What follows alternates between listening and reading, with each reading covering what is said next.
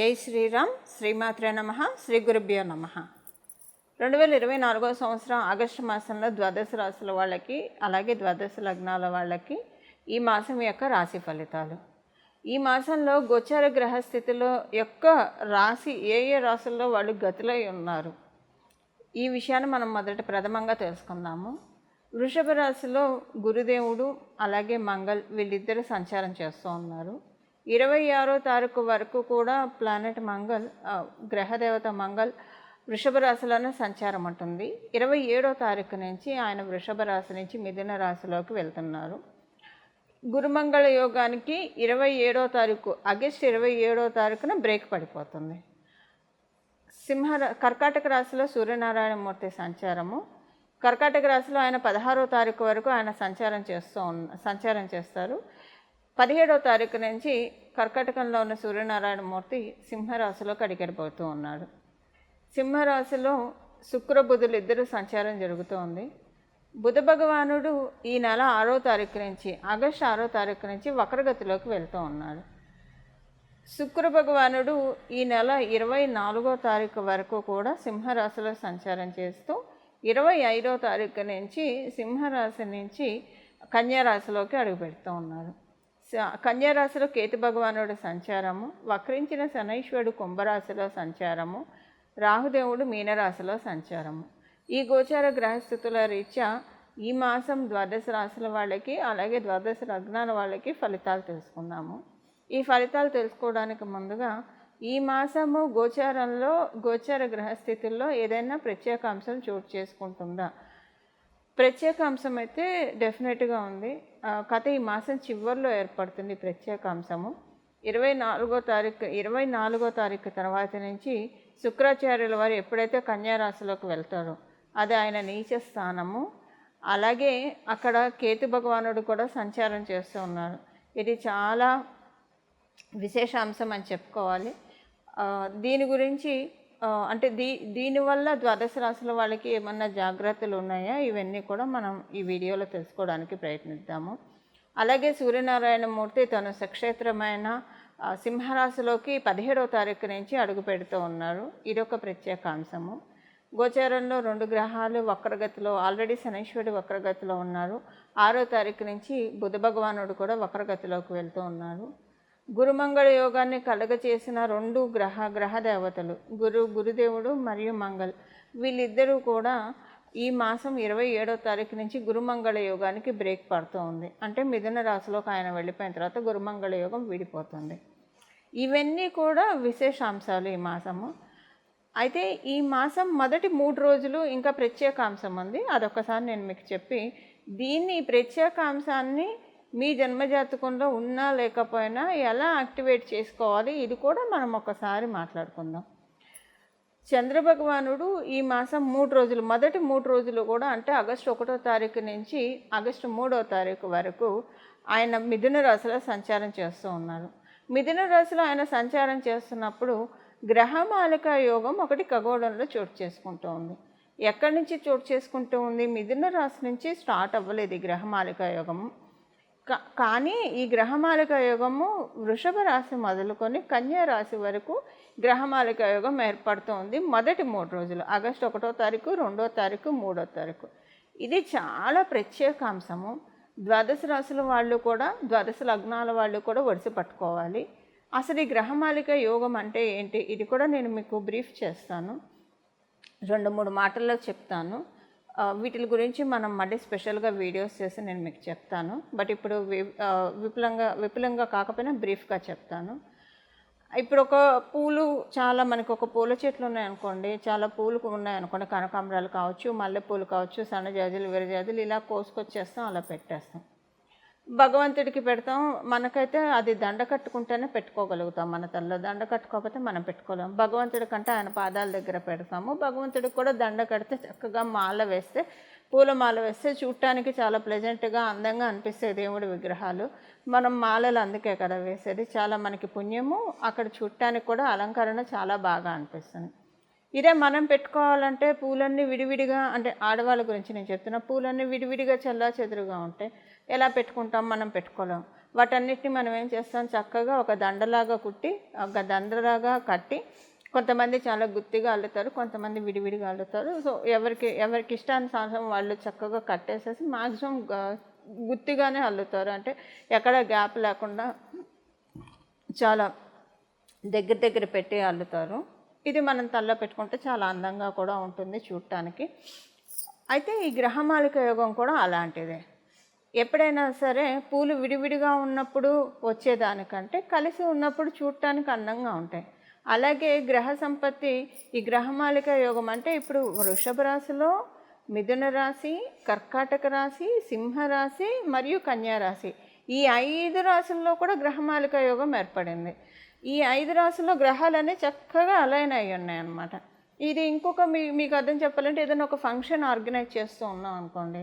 ఇప్పుడు function organise చేసే head ఆయన మొత్తం ఆయన కావచ్చు, ఆమె కావచ్చు, అన్ని వ్యవహారాలు వాళ్ళే చూసుకోలేరు. గ్రౌండ్ లెవెల్లో ప్రతి వ్యవహారం వాళ్ళే చూసుకోలేరు. లేదా ఒక కంపెనీ సీఈఓ కావచ్చు, ప్రతి వ్యవహారం వాళ్ళే చూసుకోలేరు. వాళ్ళు ఇంకొకళ్ళకి అసైన్ చేస్తారు, ఆ ఇంకోళ్ళు ఇంకొకళ్ళకి అసైన్ చేస్తారు, ఆ ఇంకోళ్ళు ఇంకొకళ్ళకి. ఇలాగ ఒక చైన్ సిస్టమ్ అనేది ఉంటుంది కదా.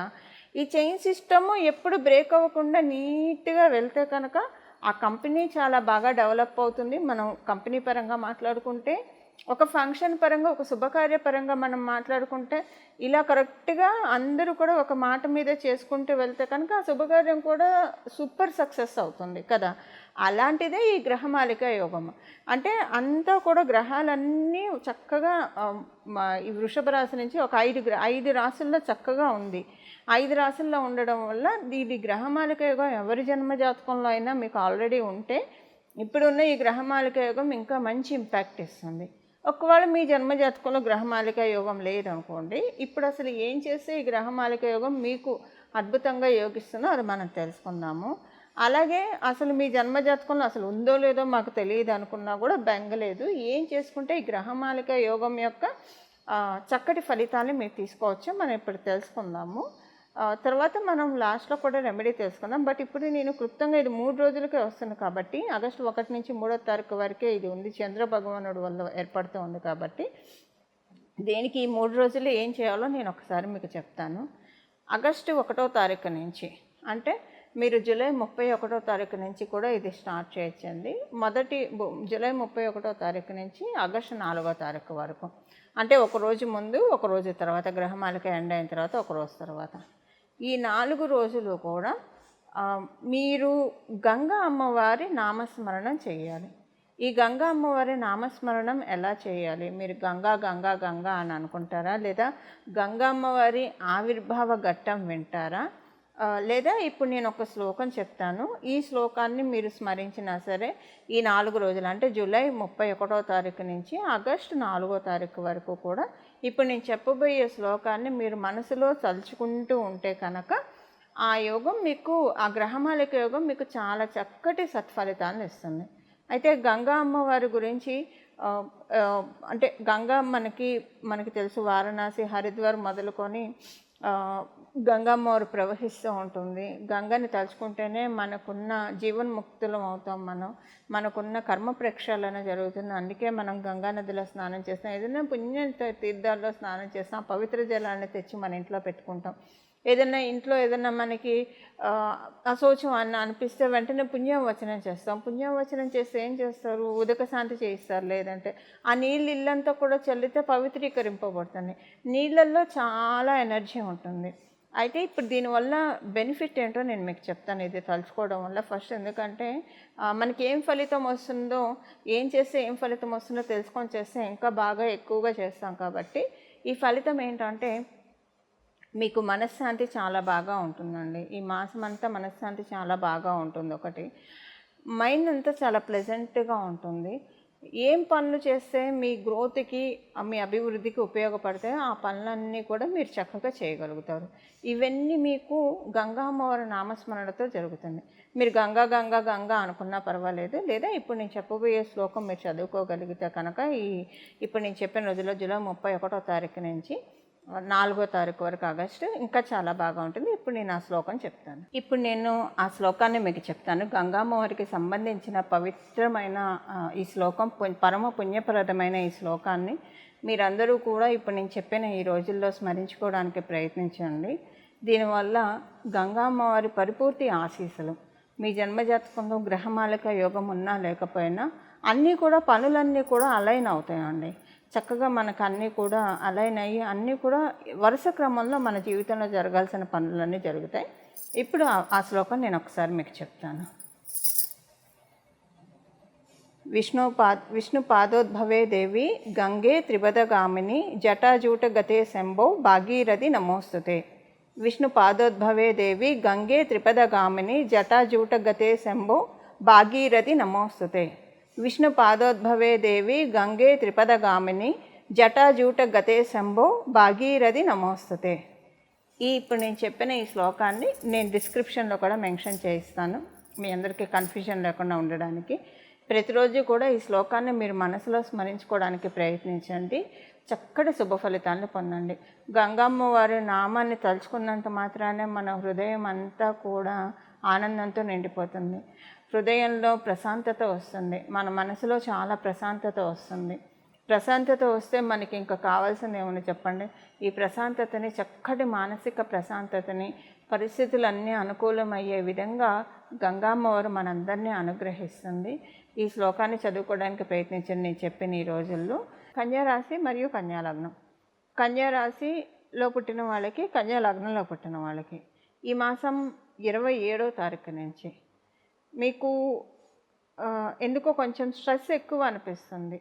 అందరితోటి ఎలా ఉండాలి, ఎలా మెసలాలి, కన్ఫ్యూజన్స్ వస్తాయి. మీరు ఏం మాట్లాడినా తప్పు, అసలు ఎలా ఉన్నా కూడా తప్పు అంటే అర్థం కాదు. మీకు చాలా కన్ఫ్యూజన్లో ఉంటుంది. తప్పు మనలో ఉందా, మనల్ని చూసే వాళ్ళలో ఉందా అర్థం కాని ఒక కన్ఫ్యూజన్ స్టేట్కి 27వ తారీఖు నుంచి మీరు వెళ్తారు. సో ఇక్కడ మీకు ఒక మంచి థాట్ ప్రాసెస్ ఉంటుంది. సో ఏదైనా ఒక మంచి మార్పు జరగడానికి మీ థాట్ ప్రాసెస్లో అవకాశం చక్కగా ఉంది. అలాగే ఈ మాసం 24వ తారీఖు నుంచి మీ ఆరోగ్యం విషయంలో కొంచెం జాగ్రత్తగా ఉండాలి. యూరినరీ ఇన్ఫెక్షన్స్ ఇలాంటివి ఏవైనా రావడానికి అవకాశం ఉంది. ఈ విషయంలో కొంచెం జాగ్రత్తగా ఉండాలంటే ఆరోగ్య సమస్యలు అంటే మేజర్గా అయితే కాదు, డెఫినెట్గా కొంచెం యూరినరీ ఇన్ఫెక్షన్స్ కానివ్వండి, ఇలాగ ఏదైనా వీటికి సంబంధించింది ఏదైనా కిడ్నీకి సంబంధించిన ఇష్యూస్ ఏదైనా రావడానికి అవకాశం ఉంది. అది కూడా ఒక వారం రోజులే మిమ్మల్ని ఇబ్బంది పెడుతుంది. 3 రోజులు లేదా వారం రోజులు. ఉదాహరణకు మీ జన్మజాతకం బాగా ఉందనుకోండి, అప్పుడు 3 రోజుల కంటే ఈ విషయం వర్తించదు. మీ జన్మజాతకం సపోర్టింగ్గా లేకపోతే కనుక ఒక వారం రోజులు మీకు ఈ విషయంలో కొంచెం ఇబ్బంది ఉంటుంది. అంతవరకు ఆ తర్వాత ఇది ఉండదు. ఈ కన్యా రాశిలో పుట్టిన వ్యాపారస్తులకి, ఉద్యోగస్తులకి మనం చూస్తే కనుక వ్యాపారస్తులకి బాగుంది. ఉద్యోగస్తుల కన్నా కూడా ఈ మాట ఎందుకు చెప్తున్నానంటే, ఉద్యోగస్తులకి అసలు వీళ్ళు చేసిన వర్క్ని గుర్తించకపోయారు.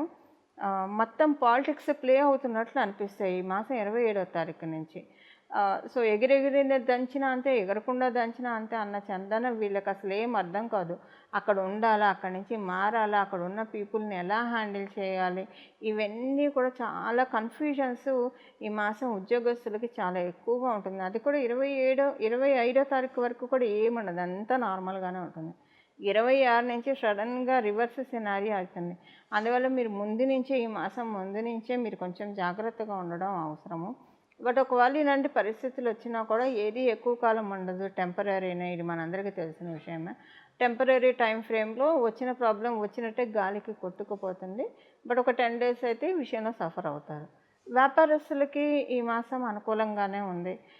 చాలా బాగా కొన్ని మంచి నిర్ణయాలు తీసుకుంటారు మీ వ్యాపారంకి సంబంధించినవి. ఈ నిర్ణయాల వల్ల ఏంటంటే మీ వ్యాపారం యొక్క ప్రోగ్రెషన్ ఇంకా ముందుకెళ్ళడానికి అవకాశం ఉంటుంది.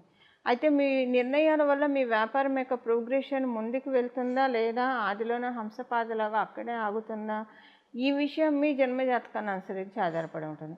మీ జన్మజాతకం సపోర్టివ్గా చాలా స్ట్రాంగ్గా ఉంటే మీరు తీసుకునే కొన్ని మంచి నిర్ణయాలు తీసుకుంటారు, దాన్ని ఇంప్లిమెంట్ చేస్తారు, సక్సెస్ సాధిస్తారు. మీ జన్మజాతకం ఇప్పుడు సపోర్టింగ్గా లేకపోతే నిర్ణయాలు అయితే తీసుకుంటారు, బట్ అవి ఆదిలోనే హంసపాద అన్నట్లు అలాగా చూస్తూ ఉండిపోతారు. విద్యార్థినులు కన్యా రాశిలో పుట్టిన విద్యార్థులకి ఎలాంటి గోచారంలో ఎలాంటి ఇబ్బందులు కలగట్లేదు గోచార రీత్యా.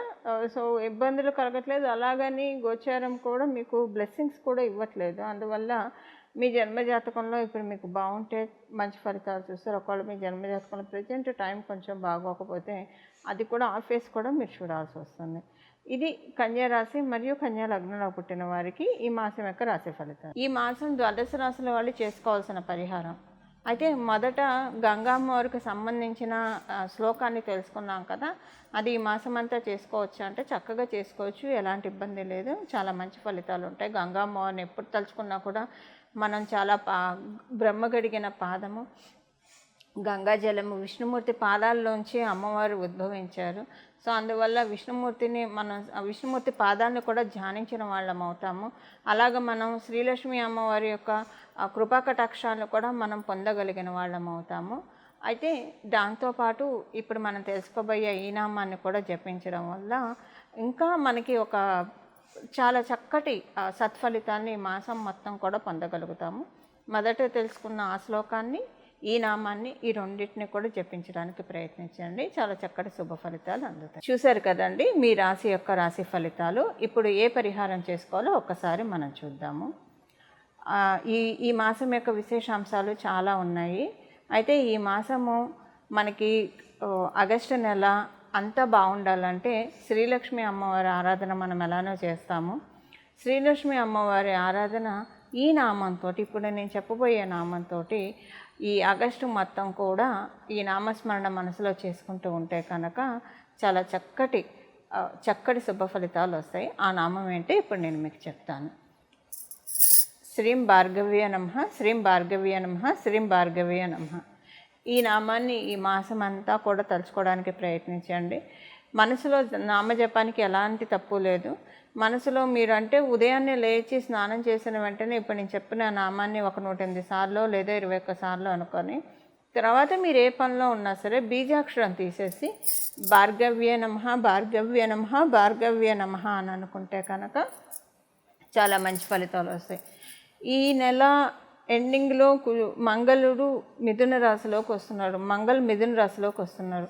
ఆయన మిథున రాశిలోకి వచ్చి మనకి చాలా బ్లెస్సింగ్స్ ఇస్తారు.